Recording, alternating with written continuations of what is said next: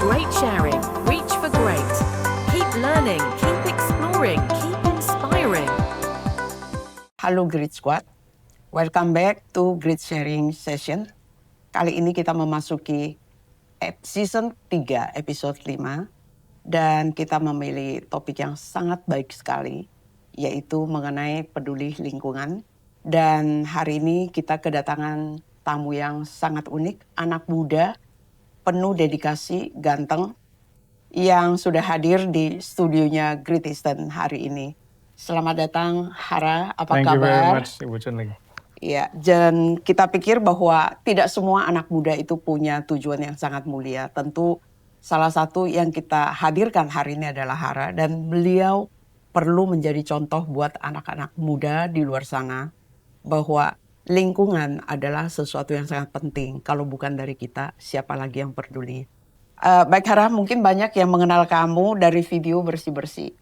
Dan tentunya banyak orang yang pengen tahu bahwa siapa sih Hara Marhara dan apa yang membuat kamu peduli terhadap lingkungan. Jadi mungkin kamu perlu sharing bahwa tiba-tiba menjadi hari ini kan nggak mungkin. Yeah. Tetapi pendorong utama seorang Hara itu begitu konsisten untuk menginspirasi orang lain bahwa peduli lingkungan itu perlu dimulai dari apa. Saya pikir mungkin Hara boleh sharing. Thank you. Pertama-tama it's an honor, sebuah kehormatan untuk bisa datang ke sini. Yeah. I would say kenapa aku punya concern yang tinggi untuk lingkungan hidup is because of empati ya, karena empati untuk makhluk hidup lain. Gitu. Aku nggak tega gitu ngelihat kalau kita lihat ada foto-foto di internet burung albatros yang makan plastik, yang perutnya terisi dengan plastik sampai dia suffocated dan akhirnya mati. Kemudian ada penyu mungkin yang terjerat oleh plastik-plastik. Kita pikir laut itu jauh sekali, jauh banget dari kita, nggak ada kaitannya lah kita sama laut karena kita jauh di sini. Tapi sebenarnya semua butir plastik yang membunuh binatang-binatang di luar sana itu pernah suatu ketika ada di tangan seseorang. Tidak menutup kemungkinan bahwa itu dulu pernah ada di tangan Anda, tangan aku gitu, tangan siapapun gitu ya, yang dulu pernah menggunakan itu. Kita beli produk plastik, kita pakai 5 menit terus kita buang gitu, tapi dampaknya akan ada di luar sana selama berpuluh-puluh tahun dan I just cannot have that. Aku tidak bisa menanggung rasa nggak enak, rasa bersalah, rasa berdosa gitu bahwa sesuatu yang ada di luar sana gara-gara aku itu secara aktif menyebabkan kerusakan. Jadi jumlahnya banyak sekali, tapi sebisa mungkin dalam kurun waktu aku hidup tuh aku kurangin lah yang ada di luar sana. Tapi kalau boleh tahu bahwa kamu memulai ini dari kapan? Sejak kapan bahwa seorang Hara itu punya niat yang begitu kuat bahwa I need to do something? Sebetulnya aku lupa banget kalau misalnya ditanya kapan pertama kali bangetnya, tapi aku mulai mendeklar diriku sebagai seorang sanitizer, seperti aku suka bilang, pembersih gitu ya, seorang pembersih. Aku pengen komit di bidang ini. Itu 2013 waktu aku lulus SMP. Berarti di usia SMP itu usia 15 berapa? tahun aku 15 lulus. tahun ya. Yes. Tapi sebetulnya menuju ke sana itu pun saya sudah agak tergerak ke sana gitu. Pada saat 2010 saya pertama kali masuk SMP dan saya melihat sekolah saya itu sangat kotor. Dan waktu itu kita sempat ada sistem piket ya kan. Sistem piket yang bagi saya masih baru gitu. Sangat tidak familiar saya dengan sistem tersebut. Sehingga saya ingin banget membuktikan diri bahwa saya ini nggak malas itu untuk piket. Saya pengen rajin piket gitu. Karena waktu itu saya SD di swasta itu nggak ada sistem piket. Jadi waktu SMP ada piket, saya pengen banget nggak pengen sampai terlihat kayak anak yang nggak terbiasa gitu. Tapi lama-kelamaan setelah 2 minggu, 4 minggu berjalan, saya sadar orang-orang lain yang mulai pada bolos piketnya gitu. Mereka yang pada bolong piketnya. Dan saya pikir, waduh, pantesan kelas jadi nggak bersih gitu. Akhirnya karena saya pikir somebody has to do this. Gitu. Nggak mungkin kelas dibiarin gini aja. Akhirnya saya piket sendiri. Dan ini jadi kebiasaan saya selama setidaknya 1 semester lah. setelah itu. Dan karena ini jadi habit, lama-lama it's the way I find my meaning in life. Karena nggak lengkap nih hidup kalau misalnya nggak bersih-bersih gitu. Akhirnya setelah lulus SMP pun pada saat 2013 itu aku membersihkan sampah di luar lingkungan sekolah dengan landasan moral yang sama ya. Tapi tempat yang berbeda gitu. Tadinya di sekolah aja, sekarang jadi kemana-mana. Kamu selalu, kalau saya perhatikan video kamu, tampil sendiri. Dan pernah nggak mencoba bahwa kenapa nggak kita bikin sekelompok atau komunitas bareng-bareng gitu? Ya. Permasalahan dengan kalau kita punya tim itu adalah nggak semua orang akan selalu ada di setiap saat. Dan pun ketika mereka ada, belum tentu mereka itu bisa mengimbangi semangat kita gitu. Benar. Kadang-kadang kalau misalnya kita clean up ya bareng orang yang kurang tepat, kita justru masa bisa hilang semangatnya. Karena entah mereka cara memandangnya itu negatif atau terlalu banyak ngeluh gitu. Kita jadi menyerap energi negatif belum tersebut. tentu punya energi yang sama ya. Jadi apa ya istilahnya ya? Aku tentu nggak selalu sendiri. Tapi pun ketika aku harus sendiri, aku tetap jalan gitu. Karena I feel like itu merupakan cara terbaik bagi kita untuk tetap melekat pada esensi dari kegiatan tersebut tanpa terpengaruhi oleh persepsi orang lain. Iya. Dan kalau diperhatikan kamu selalu memakai sosial media untuk ibaratnya itu mengkampanyekan yang namanya clean up culture itu seperti apa. Dan tujuannya Hara di sini itu lebih kemana? Supaya semakin banyak orang, kan sosial media itu adalah jangkauannya yang paling luas ya. Nah, apakah di situ memang tujuannya Hara bahwa semakin orang banyak melihat videonya Hara, maka mungkin anak-anak muda yang tadinya tidak terpikir menjadi terinspirasi. Ya. Aku akan mengikuti cara Hara untuk minimal memberi kontribusi lah terhadap lingkungan yang bersih itu seperti apa. Mungkin itu.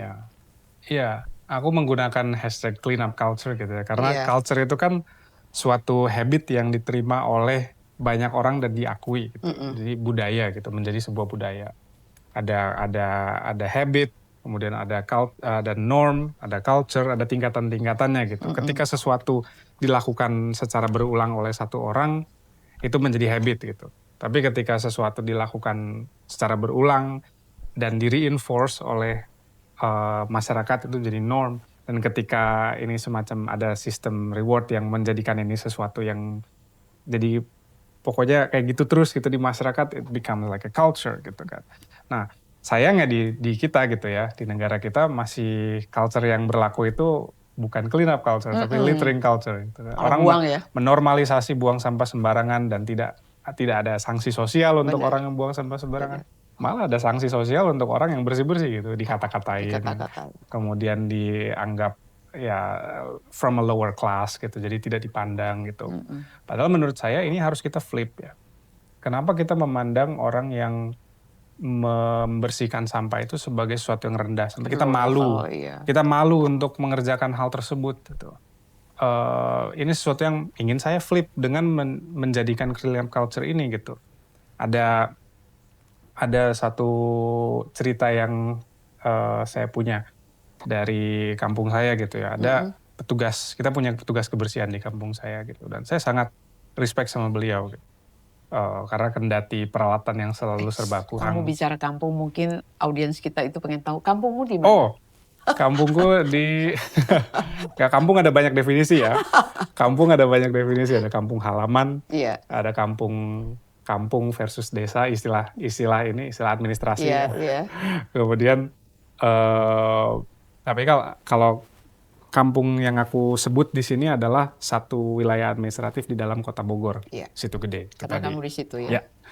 Nah, kita punya petugas kebersihan dan saya sangat respect sama beliau, sangat respect. Karena meskipun peralatannya sangat terbatas gitu ya, infrastrukturnya sangat minim, beliau tetap jalan, tetap melakukan apa yang dilakukannya. Tapi yang aku kurang srek gitu ya sama masyarakat adalah bagaimana kok kayaknya ya kurang menghormati beliau. Kurang di respect. Yeah, and I've even seen cases, his daughter being bullied or being dikata-katain sama So sad, teman-temannya gitu ya.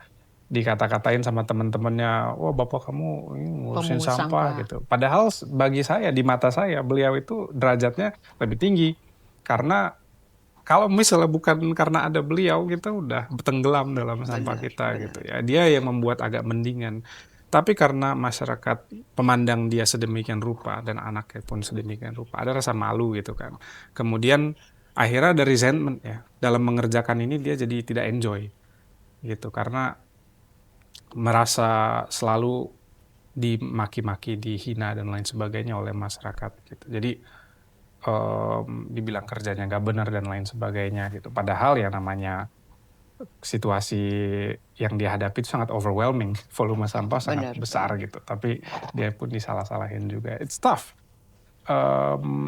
Tapi itu tadi, kenapa kita nggak punya pandangan di mana petugas yang ngurusin sampah itu mulia sehingga lebih banyak orang yang mau berpartisipasi Ini mengerjakannya. mungkin tugasmu memflip cara pandang orang terhadap orang-orang. Exactly. Iya. Aku mungkin mau sedikit menceritakan bagaimana aku sendiri pandangannya terhadap petugas kebersihan dan kenapa aku nggak melihatnya seperti itu.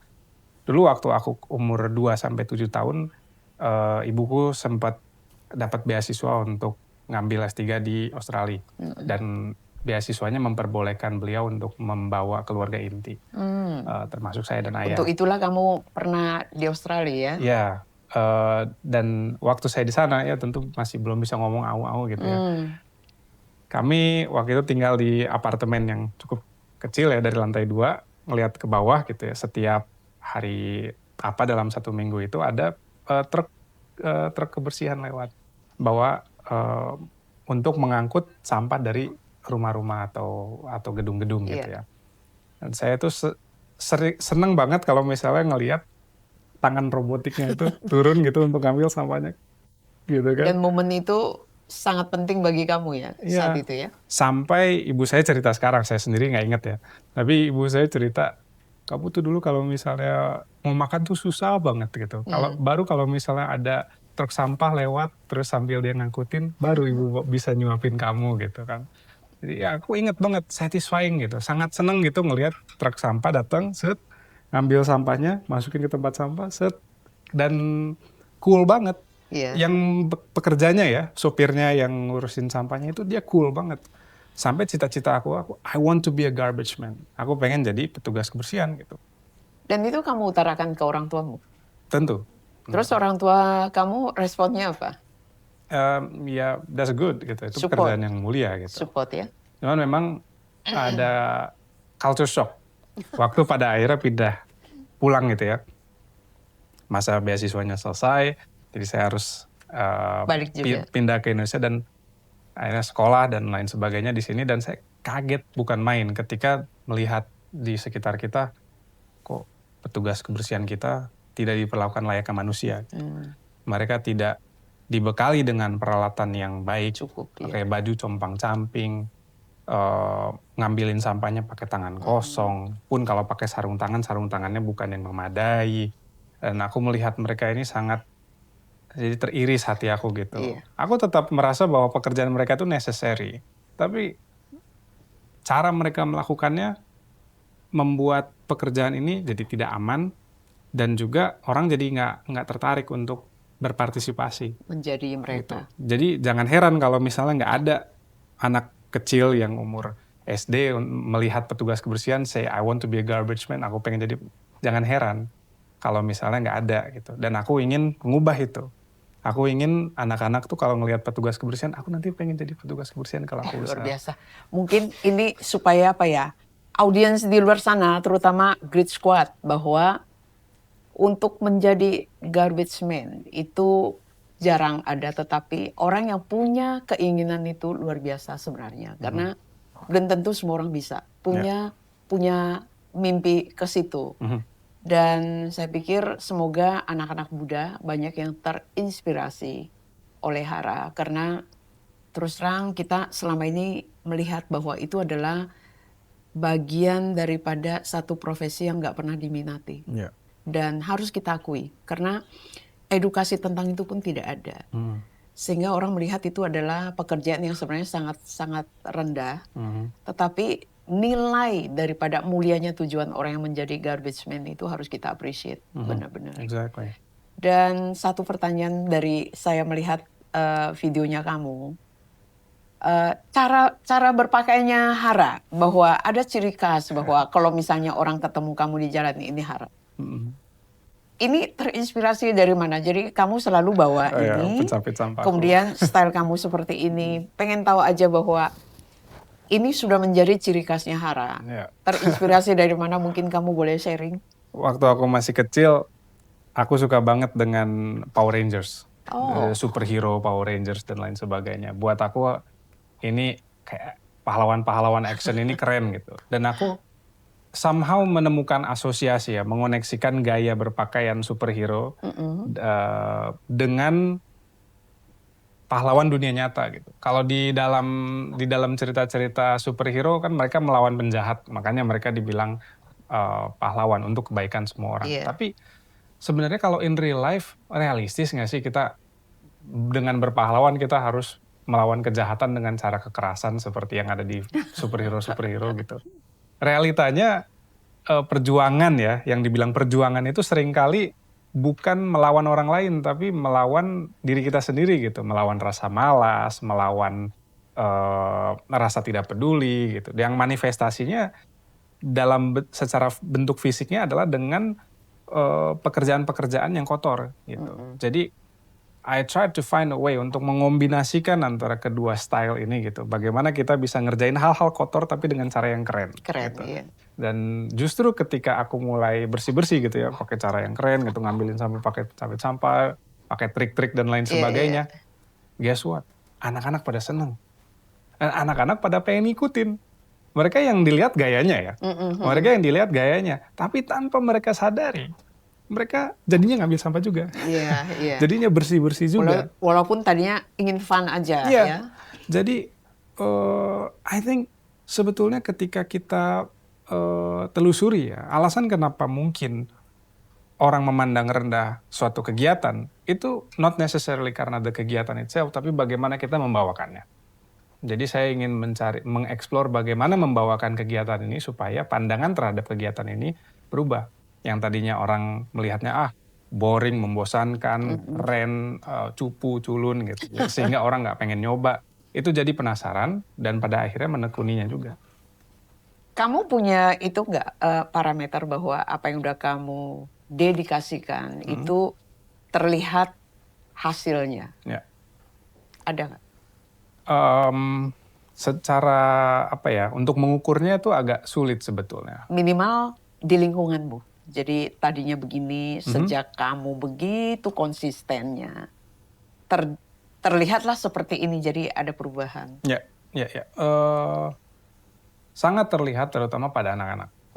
Gitu. Anak-anak karena anak-anak itu, tadi kan kita sempat telusuri tentang stigma ya. Stigma bahwa membersihkan sampah itu tidak menyenangkan, membosankan, dan orang-orang pada nggak mau dan lain sebagainya, itu hanya berlaku untuk orang yang dewasa dan sudah terlanjur menyerap stigma-stigma yang berlaku. Tapi kalau untuk anak-anak, still fresh. Masih belum terindoktrinasi secara sosial tuh. Punya anggapan begini begitu. Judgment-nya tuh belum tidak ada gitu. Jadi dan mereka polos ya, bahwa mereka melihat, ingin contribute. Mereka melihat segala sesuatu dari lensa curiosity. Apa sih ini, apa sih itu. Dan di lingkunganku sendiri gitu, di Situ Gede, anak-anaknya terutama itu seneng banget ikut aku bersih-bersih. Sampai-sampai kadang-kadang ya aku yang capek gitu kan. Aku lagi istirahat, lagi di rumah, lagi nyantai, mau bersih-bersih dong gitu kan. Sampai nyamperin ya? Mereka pada, mau pinjam pencapit sampah, mau ikut bersih-bersih gitu. Itu sekarang jadi sesuatu yang rutin saya hadapi gitu. Di satu sisi, aduh capek pengen istirahat. Tapi di sisi lain, ini harus dilayani nih. Mumpung mereka masih semangat gitu. Jadi terlihat bahwa ada dampaknya ya yang saya lakukan itu. Anak-anak senang melakukan ini, dan ketika mereka senang, yang penting senang dulu. Ketika mereka senang, mereka akan lebih mudah untuk belajar. pertanyaannya yang mungkin membuat orang penasaran bahwa kan pasti ada tujuan yang harus Hara capai, bahwa next step-nya kamu ingin menjadi seperti apa. Jadi bisa aja mungkin suatu hari Hara itu pengen, kalau bisa aku punya perusahaan yang mendaur ulang sampah, atau aku akan menjadi satu perusahaan yang memang benar-benar berdiri untuk memperhatikan lingkungan. Nggak tahu juga, kamu punya nggak mimpi seperti itu? Mungkin, tapi mungkin juga tidak. Aku ingin mungkin sedikit membahas tentang sifat dari kegiatan environmental stewardship, ya, memelihara lingkungan. Pada hakikatnya yang aku lakukan ini adalah cost center. Yang aku lakukan membersihkan alam itu bukan sesuatu yang berorientasi pada profit, dan pun kalau misalnya kita let's say menjual sampah yang kita kumpulkan, nilai material dari yang bisa kita retrieve dari sampah yang dikumpulkan itu tidak akan bisa menutup operasional. Karena ketika aku clean up, ini yang membedakan aku dengan pemulung ya. Kalau pemulung mereka hanya mengambil sampah-sampah yang memiliki nilai. Yang memiliki nilai ini kurang dari, kalau kita bagi per berat ya, on average less than 5% of the trash that I collect is sellable. Gitu. Sisanya 95%-nya itu sampah-sampah low value yang tidak memiliki pasar. Value, iya. Gitu. Sebetulnya value-nya ada, tapi pasarnya yang belum ada kita di sini gitu. Jadi tapi kalau saya melihatnya, mau ada value mau nggak ada value, ini bahaya nih buat lingkungan nih, harus kita singkirin. Jadi dari punya lingkungan. tanggung jawab itu ya. Itu tanggung jawab kita yang paling penting gitu. Jadi sejauh bagi saya, karena orientasi saya adalah yang penting lingkungan aman dulu. Profit nggak profit itu next day. It's very difficult for me to let's say make a business yang memanfaatkan atau bukan memanfaatkan ya, yang berkecimpung di bidang sampah ini tanpa muncul anggapan bahwa saya profiteering off of this issue dan membuatnya berkepanjangan seperti itu. Karena saya ingin masalah sampah ini segera selesai. Benar. Yang saya nggak mau itu sampai saya ada fitnah, wah ini orang dibayar nih bersih-bersih gitu kan, makanya dia biarin sampah tuh biar ada terus kerjaannya gitu. Saya nggak mau sampai ada muncul seperti itu. Buat saya, people should be paid to manage waste, artinya pekerjaan waste management itu penting. Tapi buat saya bersih-bersih ya, itu adalah tanggung jawab yang harus dilakukan oleh setiap individu. Setuju. Secara non-profit gitu. Artinya karena kitalah yang menyampahi alam gitu. Jadi kalau semua orang punya pikiran seperti Hara, mungkin kita nggak melihat ada tumpukan sampah di gang, di setiap sudut jalan ya, di pinggir, bahkan di tempat kita bilang wisata. Ya. Itu yang namanya botol air minum, terus bungkusan gorengan itu bertebaran. Jadi ya aku pikir semoga orang-orang yang menonton podcast kita kali ini tahu bahwa dimulai dari kita secara individu. Itu merupakan tanggung jawab kita. Kalau kita sudah melakukan itu dan setiap orang melakukan itu, saya pikir sampah bukan hal yang terlalu sulit. Karena setiap orang tahu. Karena kita lihat culture di Jepang bahwa orang kalau melihat sampah, walaupun bukan sampah dia pungut, dia taruh di tasnya untuk dia bawa pulang. Jadi ya yang demikian harusnya kita malu. Kenapa? Kalau sampah kita aja kita tinggal, gimana kita pungut sampah orang gitu. Jadi aku pikir ya culture demikian yang mungkin kita masih jauh, dan itu yang harus kita berusaha untuk menyadarkan. Kalau kita lihat teman kita pun harusnya kita ingatkan, jangan buang sampah di situ. Dan kalau kita udah ngomong sampai peduli lingkungan dari individu, aku hanya pengen tahu dari Hara, apa yang bisa kamu sampaikan dengan bencana yang terjadi di Sumatera? I would say aku kurang begitu, artinya spesifik expertise aku bukan pada kehutanan ya, tapi aku mungkin bisa mengulasnya sedikit dari apa yang aku ketahui tentang alam dan pohon dan lain sebagainya. bencana yang terjadi sekarang dan bukan hanya bencana yang terjadi di Sumatera, meskipun ini sesuatu yang sangat besar dan signifikan, itu seringkali sebetulnya it's avoidable, bisa dihindari dari dulu gitu ya. Cuman kalau misalnya dan ketika sudah terlanjur terjadi sesuatu, kita kalang kabut, bingung harus kayak gimana gitu kan. Dan saling ngeblame, ya. Pada akhirnya ini yang saya takutkan gitu ya. Ini yang saya tidak suka, bahwa masyarakat dan juga pihak-pihak di dalam budaya kita itu masih lebih kepada mementingkan optics atau bagaimana mereka dipersif ketimbang empati pada korban. Benar. Gitu. Dan ini juga sesuatu yang terjadi dalam bidang sampah juga ya. Ketimbang memikirkan bagaimana menyelesaikan masalah pengangkutan, banyak orang lebih obses dengan making themselves look good gitu. Bagaimana membuat supaya bukan salah saya gitu. Jadi ada membela diri. Ini salahnya ini, itu salahnya ini. Saya sebetulnya nggak suka dengan attitude seperti itu begitu. Dan saya sendiri tidak suka menyalahkan orang lain gitu. Karena yang kita tahu kalau kita salahkan seseorang, dia itu akan defensif gitu. It's wasting time. Mendingan kita langsung fokus ke masalahnya deh. Gitu. Dan terlalu sibuk akhirnya membela diri, padahal tujuan kita membantu korban kan. Betul, sebenarnya. Setuju sih. Karena kita lihat bahwa ini memang benar-benar kita udah harus menyuarakan peduli lingkungan, kemudian clean up culture. Kita lihat bahwa Bali juga punya hal yang sama, baru terjadi.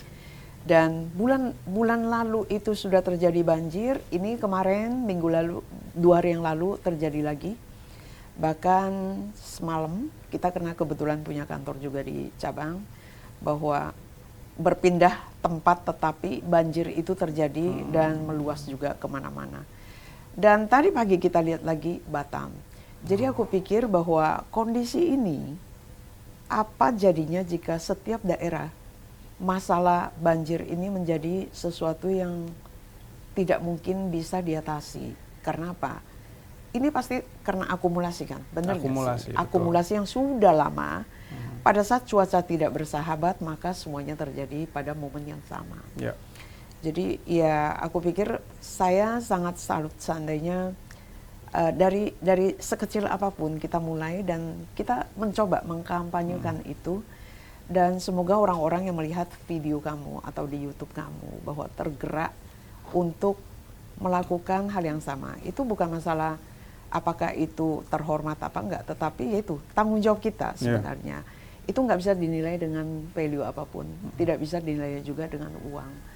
Kenapa? Ya setiap orang kalau punya tanggung jawab itu ya priceless lah menurutku. Dan mereka harus benar-benar diacungin jempol supaya banyak orang yang ingin menjadi itu. Ya anak-anak, ya tadi kamu katakan bahwa tidak terpikir anak-anak itu punya mimpi untuk menjadi itu dan bahkan mungkin orang tua nggak mendukung juga. Tapi pengen tanya aja ke Hara bahwa viewersnya kamu kan pasti udah jutaan mungkin. Ada nggak kamu di support atau di kontak oleh viewers yang ada di global, misalnya di luar negeri? Apresiasi mereka mungkin lebih. I feel selama mungkin cerita sedikit. Ini kita mungkin beralih dari topik bencana dan berkaca sekian bulan ke belakang. Saya sempat cerita kan bagaimana mungkin kita sempat ngobrol tadi bagaimana sebenarnya saya udah beberapa kali mungkin notice oleh Pemda juga dan kemudian beberapa kali ketemu dengan wali kota, tapi itu baru-baru ini. Jauh sebelum itu, jauh sebelum saya di-acknowledge oleh pemerintah, bahkan pemerintah daerah pun gitu ya, saya sudah banyak diikuti oleh orang-orang dari mancanegara. Pada tahun ini, bulan Maret, saya iseng bikin story di Instagram. Saya mengajak orang-orang yang ada di sekitar Bogor aja untuk ikut bersih-bersih sambil nunggu buka puasa. Kita bikin acara waktu itu judulnya Ngabu Bersih. Ngabuburit sambil bersih-bersih. Nah, konsepnya ya karena kita kita anak-anak ya bokeh lah ya, kita nggak punya duit buat ini, kita jadi ya ikutan tapi patungan gitu, Oke. ikutan tapi patungan. Konsepnya gitu. Ternyata karena banyak banget yang lihat story saya, banyak yang bilang, aduh saya nggak bisa ikutan, saya jauh nih. Ada yang di Amerika, ada yang di Kanada, ada yang di Kalimantan, ada yang di Sulawesi, ada yang saya nggak bisa ikutan, tapi saya pengen patungan boleh nggak? Gitu. Oh, Gitu. Akhirnya saya jadi pusing kan, waduh saya harus mengelola donasi nih gitu kan. Oke siap, kita pelan-pelan deh. Tapi saya akan tambahkan mereka ke grup supaya mereka bisa terus memonitor dan saya akan memberikan mereka transparansinya dan lain sebagainya supaya kita bisa mengelola ini sebagai sebuah tim gitu. iya. Akhirnya orang-orang dari seluruh dunia ini, ya pokoknya yang jauh dan saya nggak pernah ketemu ini, kita bikin satu grup yang kita sebut dengan weekly cleanup. Jadi itu mingguan. Ya, mingguan. Tapi pada saat itu judulnya masih Ngambu Bersih. Nah, dari dana yang terkumpul, tadinya niatnya cuma buat makan doang, gitu kan, untuk kita supaya bisa buka puasa. Tapi karena banyak sekali yang donate, ini kita pikir, aduh kita makan apaan sebanyak ini gitu kan. Akhirnya saya ajukan lagi sama teman-teman di grup, boleh nggak teman-teman kalau misalnya kita gunakan dana ini untuk membuat sesuatu supaya kita bisa membersihkan danau dengan skala yang sedikit lebih efektif gitu, yang lebih besar. Kita mau bikin waste barrier untuk menutup inlet-inlet air yang masuk ke situ gede itu, kita tutup pakai waste barrier terbuat dari jerigen-jerigen. Dan mereka kasih lampu hijau, oh silakan, bagus gitu kan. Akhirnya kita buat gitu. Dan itu udah dilakukan. Sudah dilakukan. Meskipun sekarang kita lagi maintain lagi karena udah rusak. Jadi kita lagi mau bikin lagi. But the fact that itu bisa terwujudkan oleh independent individuals dari seluruh dunia tanpa artinya aku belum pernah ketemu sama mereka, itu sesuatu yang luar biasa. Iya, luar biasa. There's the power, ada kekuatan dari sosial media ini untuk menyatukan orang-orang dengan pandangan dan nilai-nilai yang sama untuk bisa saling mendukung. Iya, tergerak untuk melakukan dengan hal yang baik dan tujuan yang sama. And these people end up being my good friends. Gitu. Sampai sekarang? Iya, kita akhirnya misalnya kemarin ada yang dari Surabaya jauh banget gitu ya. Kita belum pernah ketemu in real life, tapi akhirnya setelah sekian bulan kenal lewat sosial media, dia datang ke Bogor dan kita jadi bersih-bersih bareng-bareng. Gitu. Jadi dia nyari kamu sampai ke Bogor? Iya.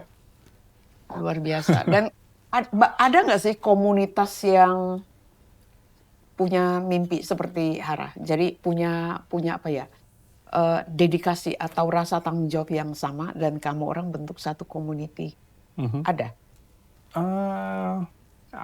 Aku rasa itu komunitasku ya, Weekly ini. Gitu. Tapi dari segi bentuk kita belum tidak terinstitusionalisasi. Misalnya anggotanya dari sekian menjadi sekian. Ya, kemudian kita belum terstrukturalisasi lah bisa dikatakan. Hanya kelompok bebas aja kayak community aja gitu, WhatsApp group. Karena sekarang banyak perusahaan yang salah satu yang dilakukan itu adalah clean up day. Dan terus terang di perusahaan kami juga ada, kita milih waktu itu di Bali. Tetapi ya balik lagi bahwa orang memilih pantai. Kemudian semua perusahaan melakukan kegiatan yang sama di tempat yang sama. Akhirnya itu sampah pun sampai udah nggak ada karena di situ aja yang dikorek-korek kan. Jadi saya pikir bahwa ini kalau misalnya ada satu komunitas yang memang, ayo kita punya rencana membersihkan pantai di mana, kemudian di mana, supaya perusahaan-perusahaan itu juga notice. Oh sekarang lagi dikampanyekan nih buat lokasi ini. Jadi kita nggak numpuknya di pantai kayak Bali, ya pantainya itu aja yang sampai sampah pun mau dicari susah. Karena di situ kameramen sudah standby kan, jadi yang penting bawa jepitan ini. Saya pikir kita perlu sebenarnya bahwa Hara, kamu bisa nggak sampaikan pesan buat Grit Squad bahwa sebagai rasa tanggung jawab kita terhadap lingkungan dan menjaga bumi kita ini. Mungkin 3 pesan dari kamu buat Grit Squad di luar sana. 3 pesan ya? 3 pesan. Jadi apa dulu? Misalnya yang bisa mereka ingat lah. Jadi ini kan Grit Squad kita juga anak-anak muda nih. Jadi sangat ingin mendengar dari Hara.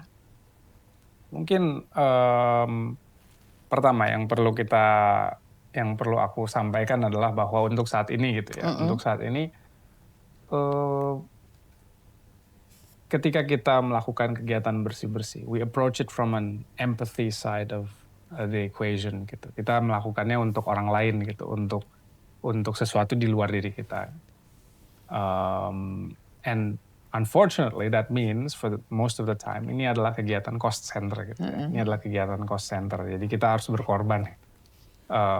Jadi kita harus banyak ikhlas lah, kita harus banyak rela untuk berkorban di awal gitu. Iya. Which is good, tapi it's worth it karena akan ada sesuatu perasaan, wah saya telah melunasi dosa saya. Something like that. Gitu. Iya. Jadi kayak Minimal tidak melihat dari sisi keuntungan aku harus dibayar berapa. Karena gitu kita kan. banyak salahnya sama alam gitu. Iya, iya. Ibaratnya kalau kita gak sengaja kecelakaan di jalan gitu, amit-amit gitu.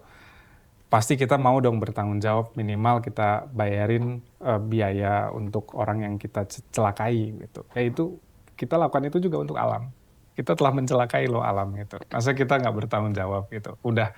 Masa ketika kita mau membersihkan alam yang ada di pikiran kita, untungnya buat saya apa? Kita udah mencelakai alam loh gitu. Luar biasa loh. Jadi senang banget dengan kalimat kamu bahwa kita udah banyak berbuat salah terhadap alam. Jadi kalau kita bilang pada saat pohon besar itu ditebang-tebangin, sebenarnya banyak mengatakan alam itu menangis sebenarnya. Yeah.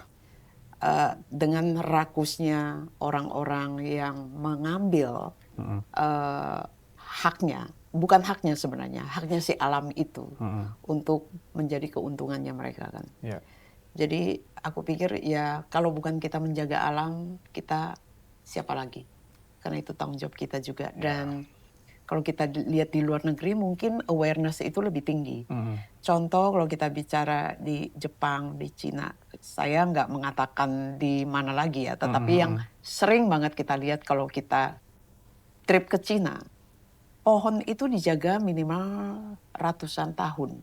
Dan tanggung jawabnya mereka, pohon itu di musim dingin supaya nggak rusak, itu ditutupi dan diselimuti.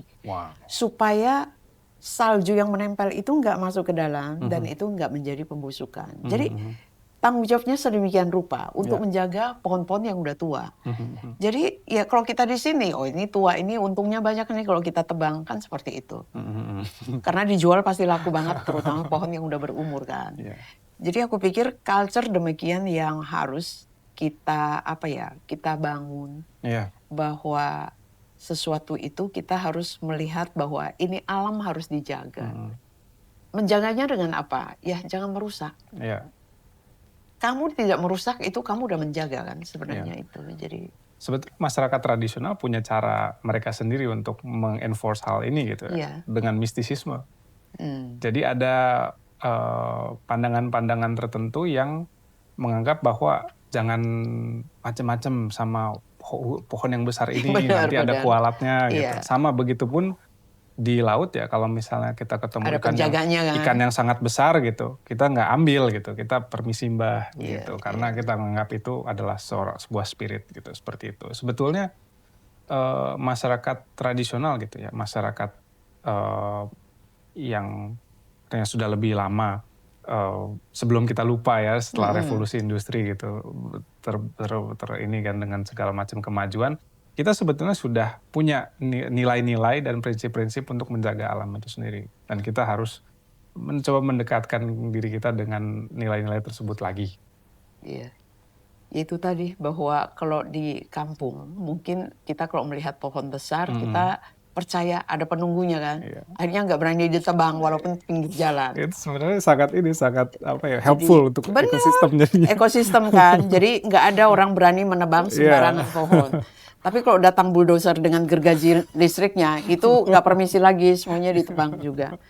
Tapi minimal gini, banyak yang harus kita pelajari dengan bencana alam akhir-akhir ini.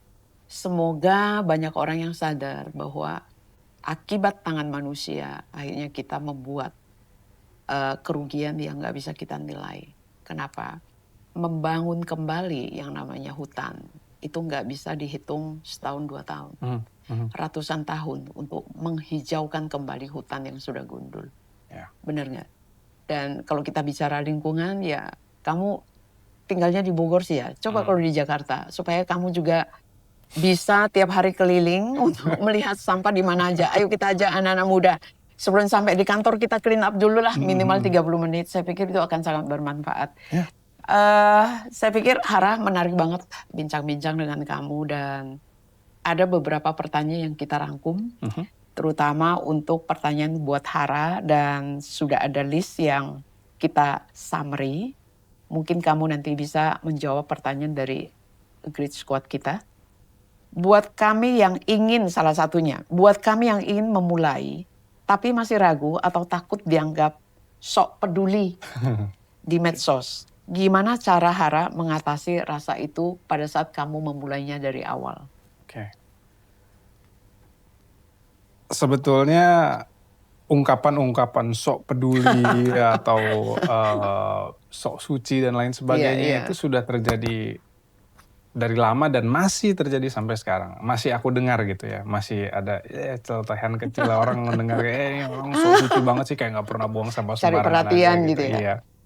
Sampai sekarang pun masih seperti itu. Tapi kalau saya sekarang mungkin sudah kebal ya, dan sudah nggak terlalu dibawa pikiran gitu, karena saya mengerti dengan sungguh-sungguh apa sih sebetulnya saya lakukan ini. Saya nggak terpengaruh oleh omongan itu sekarang.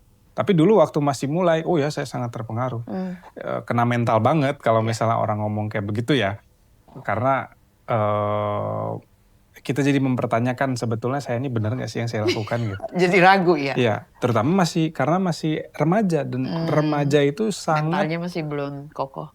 Butuh validasi. Sangat butuh validasi. Pengakuan. Kalau misalnya mereka nggak dapat pengakuan, mereka akan dengan cepat ragu yang mereka lakukan tuh benar atau salah sih. Gitu. So my suggestion is carilah lingkungan-lingkungan yang akan memberikan validasi tersebut, yaitu orang-orang yang memang sepemikiran. Jadi kalau misalnya Anda dikelilingi oleh orang-orang yang itu tadi menyebut Anda sok peduli, menyebut Anda sok suci dan lain sebagainya, mungkin Anda di lingkungan yang salah. Gitu. Mungkin Anda harus bergaul dengan orang-orang yang seperti saya gitu. Dan itulah yang I've had the privilege to be surrounded by, ya alhamdulillah ya, orang tua saya sendiri gitu. Orang tua saya sendiri orang-orang yang peduli dan ngerti konservasi gitu. Jadi bahwa ada omongan-omongan dari luar, aku curhat ke ibu, ke ayah, mereka ketawa aja hahaha gitu. Jadi kayak itu gak usah didengerin gitu. Ada support. Jadi support system. Support system itu perlu. Jadi kita bangunlah itu. Kalau aku senang aku punya orang tuaku. Tapi untuk orang-orang yang mungkin dari orang terdekat pun belum mendukung, carilah teman-teman itu. Carilah teman-teman. Aku pikir bahwa he will contact you very soon. Karena dia mencari teman yang bisa sepemahaman. Dan pertanyaan berikutnya adalah, pernah nggak Hara dapat komentar negatif atau nyinyir soal aksi lingkungan, dan gimana cara kamu menyikapinya? Ya pernah. Ada beberapa komentar negatif yang masih terngiang-ngiang gitu di pikiran. Bukan karena saya tersinggung ya, tapi lebih karena saya concern itu. Ada orang mikir kayak begini. Jadi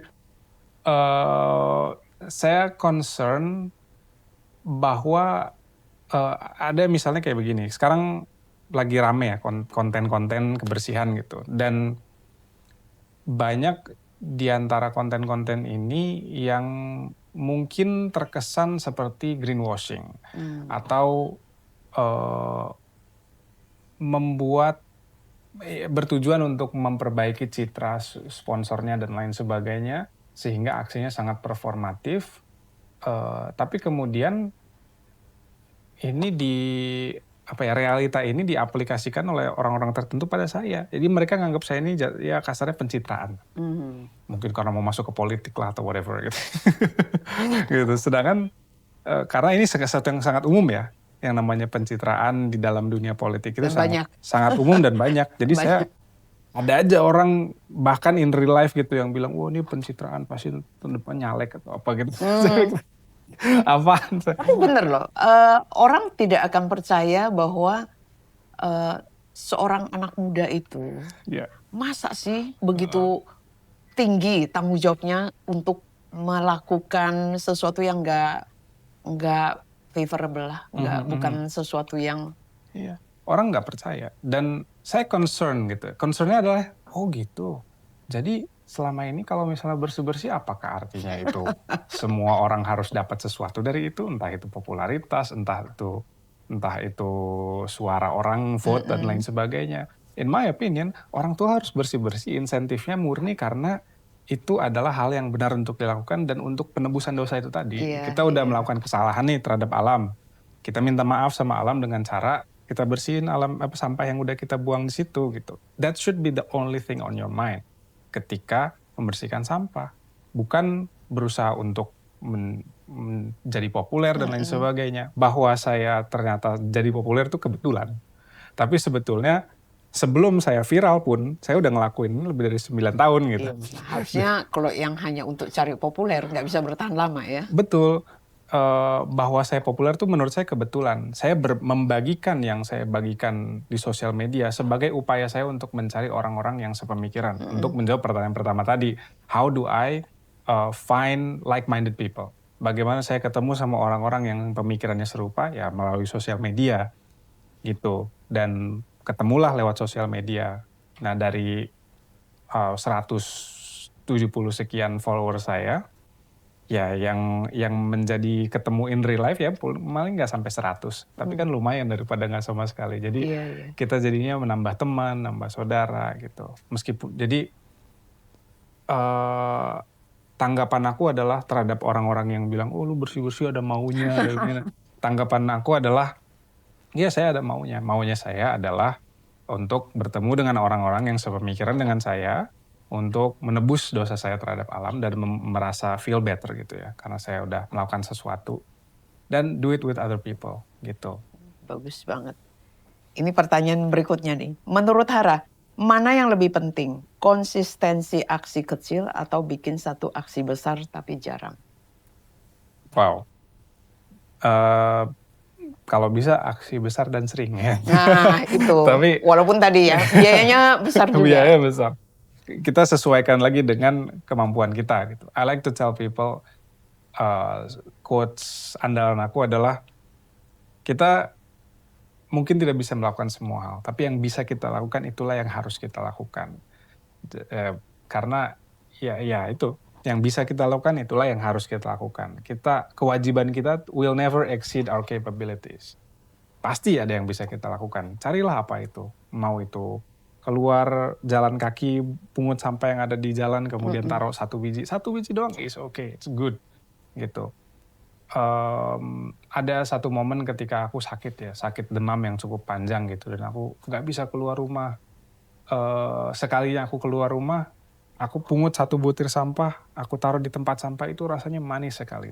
That sensation is very, kayak bisa napas saja syukur gitu. Nah, bayangkan yang sehat-sehat aja udah ngapain gitu kan. Jadi luar biasa ya. Jadi kalau kita sehat sebetulnya bisa lebih gitu kan. Tapi pun kalau misalnya kita sakit, it's okay loh. Lakukan satu hal kecil juga, it's very good.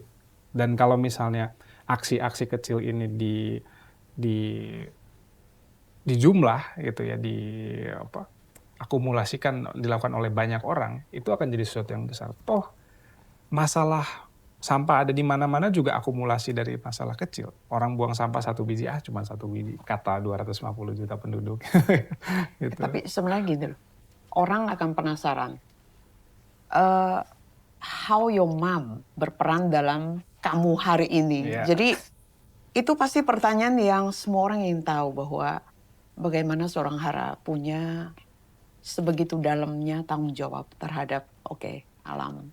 Saya merasa sudah berbuat salah, dan itu kan nggak semua punya pemikiran as that deep.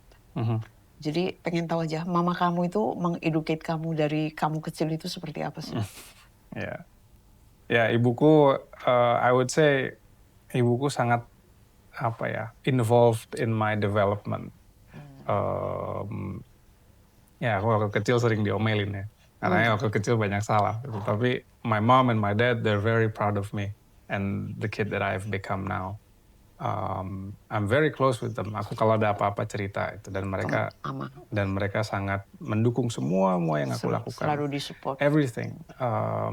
Dan sebelum ada tim aku yang sekarang Weeklin gitu ya, yang kita bersih-bersih bareng dan kita sokongan dana dan lain sebagainya, patungan, ya ibu yang danain semuanya gitu. Jadi she's very supportive of everything that we do. Gitu, everything that me and my team do, everything that I do as an individual, beliau sangat dukung itu semua. Ya banyak apa ya, beliau kebetulan ininya bidang penelitiannya tuh ornitologi burung. Waktu aku masih kecil di Darwin dulu, waktu beliau lagi penelitian, aku suka diajak ke mangrove untuk nemenin dia. Gitu. Jadi ngerasain jadi asisten penelitian cilik lah gitu. Jadi, meskipun aku nggak ngerti apa-apa, jadi dekat sekali dengan alam. Berarti memang Dibawa dari kemana-mana. kecil kamu udah diajak untuk mengenal alam. Jadi dibawa kemana-mana lah dari kecil juga melihat alam. Jadi I feel like a deep connection with nature thanks to my parents. Iya, I think your mom sangat proud of you dan semoga dia juga menonton nanti podcast kita. Dan kamu sangat sadar bahwa hari ini Hara itu karena support daripada orang tua, especially your mom. Yes. Pertanyaan terakhir, bagaimana cara Hara memastikan konten lingkungan bisa tetap fun tanpa menghilangkan pesan serius soal krisis lingkungan? Ya. Kalau aku ngonten, aku sebetulnya I don't really makin kesini ya, aku makin mengurangi penekanan ke aspek kontennya. Aku lebih menekankan ke kegiatan di dunia nyatanya. Jadi kalau sekarang nih pola aku ngonten bukan aku bikin skrip, kemudian aku keluar, aku syuting dan lain sebagainya. Dulu aku sempat seperti itu. Tapi setelah aku sadari, wah jadinya kayaknya performatif banget ya. Kayaknya malah jadi syuting ini mah gitu kan, kegiatannya nggak terlalu efektif. Jadi ya udah. Instead of kayak begitu ya udah aku bersih-bersih aja kayak biasa, nyalain kamera gitu kan. Nyalain kamera, bersih-bersih gitu kan. Nanti kalau misalnya iseng malam paling ambil sepotong yang bagus, upload gitu aja.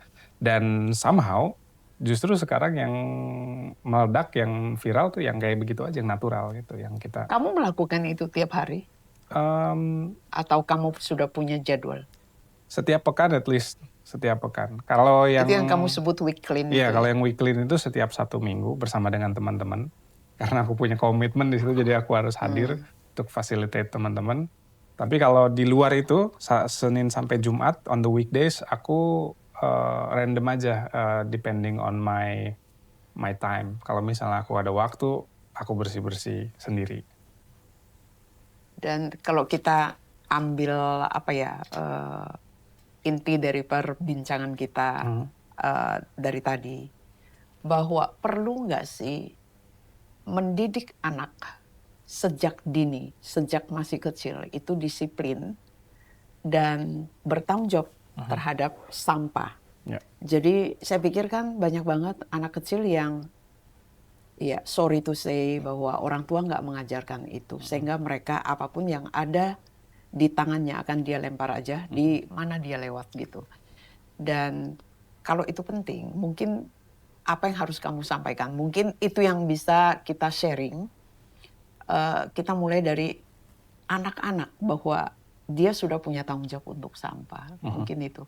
Hara mungkin bisa memberikan tips bagaimana sebenarnya kita harus mulai dari saat anak kecil itu dia udah tahu tanggung jawabnya itu ada di situ. Karena kalau kita bilang bahwa inspirasi yang kamu tebarkan itu mungkin harus menemukan orang yang punya cara pandang yang sama kan.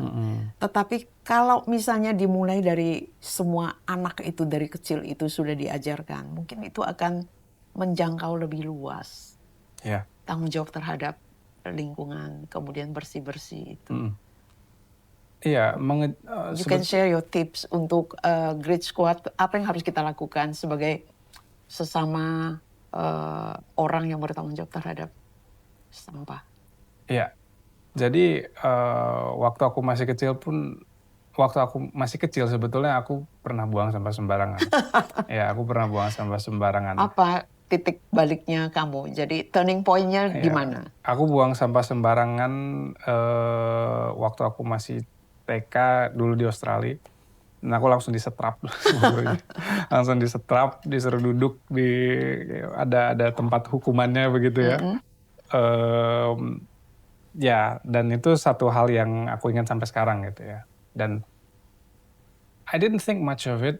Ya udah gitu ya, oh ya itu sesuatu yang salah. Tapi ketika aku melihat sampah di alam, aku langsung shock gitu. Melihat banyak banget jumlahnya waktu aku balik lagi ke Indonesia.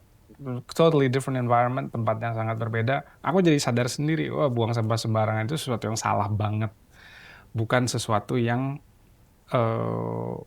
jadi bukan kita buang sampah sembarangan, kita jangan berpikir buang sampah pada tempatnya karena takut diomelin, bukan begitu. Iya, bukan itu. Tapi karena masalah ini sangat besar dan masalahnya di luar sana gitu. Jadi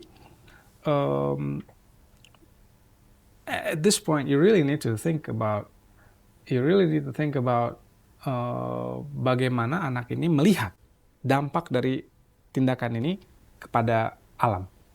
Jadi jangan kita yang mengomeli mereka secara langsung gitu, karena nanti persepsi yang akan muncul adalah, wah saya nggak mau buang sampah sembarangan karena nanti diomelin. Tapi kalau nggak ada yang lihat, ya tetap buang sampah sembarangan. Ya, itu udah beda ya. Ya, jadi kita harus konsepnya beda. Kita harus membelokkan mata mereka. Lihatlah, inilah dampak dari yang kita lakukan gitu. And I believe that kids are smart enough. Anak itu cukup cerdas untuk bisa membangun sebuah koneksi di situ. Ya, jadi tanggung jawab itu dibangun sejak mereka kecil. Karena kalau hanya setelah bencana terjadi, kayaknya it's too late. Dan nggak bisa kita turning immediately bahwa oh ini menjadi baik nih. Pada saat terjadi itu ya mungkin kita menunggu perbaikan alam itu lama sekali. Dan saya pikir apa yang tadi kamu sharing, semoga bahwa banyak anak-anak muda, ayo kita mulai dari kita dulu. How to save bumi kita. Ya, jadi saya pikir sangat inspiratif sharing yang kita lakukan hari ini. Dan mungkin sebelum kita tutup, Hara, coba kamu sampaikan satu strong message. Okay.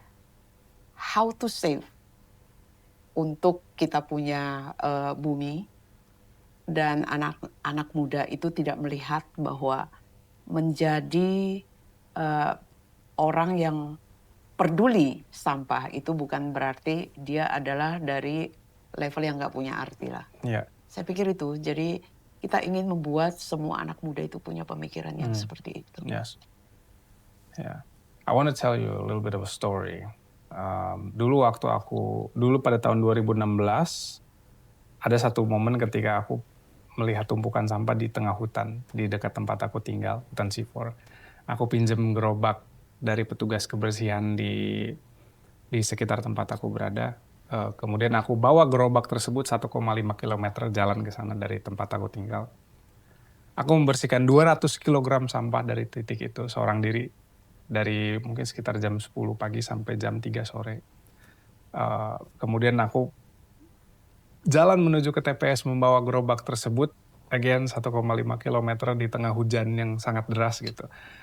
Dan aku berkaca gitu, aku punya beberapa foto dan dokumentasinya gitu ya. Dan aku melihat lagi dulu waktu aku masih muda, gila aku ekstrim banget ya gitu kan. Kok aku bisa dan mau sih segila ini gitu. Setelah aku telusuri lagi dan melihat di muka aku pada saat itu, apa sih yang ada di pikiranku aku? I was very young and I was very determined. Aku sangat muda dan aku punya banyak waktu dan aku sangat sehat. Dan melakukan yang aku lakukan untuk alam adalah ekspresi rasa syukur aku terhadap kesehatan yang aku miliki. And my message untuk anak-anak yang masih muda, masih maybe under 20 and maybe even under 30 like I am, use your health for something good while it's still there. Gitu. Kita punya banyak sekali waktu, jangan sampai waktu ini lewat begitu saja. You have a body that is very strong. Badan kita itu sangat kuat. Dan ketika Anda merasa lelah, letih gitu, ingat satu prinsip. Kita tidak bisa melakukan semua hal, tapi yang bisa kita lakukan itu selalu ada. Maka lakukanlah, karena yang bisa kita lakukan, itulah yang harus kita lakukan. That's it. Luar biasa. It's very powerful message yang semua orang harus bangga dengan kamu. Bukan hanya mamamu, tapi semuanya. Thank you. Terima kasih Hara. Kita mungkin sudah di akhir, di penghujung sesi kali ini. Dan semoga apa yang udah kamu sharing itu sangat bermanfaat. Termasuk saya banyak belajar dari ceritamu tadi. Dan saya juga akan menyampaikan itu ke anak cucu saya. Bagaimana to protect bahwa lingkungan itu adalah hal yang penting. Kenapa? Demi kesehatan kita, mental kita. Dan bagus banget. Dan semoga kamu akan menebarkan inspirasi yang lebih banyak lagi kepada orang-orang. Karena kalau bukan kamu, siapa lagi? Luar biasa. Thank you very much. Demikianlah bincang-bincang kita yang sangat menarik dengan Hara. Sampai ketemu di sesi berikutnya. Reach for Great.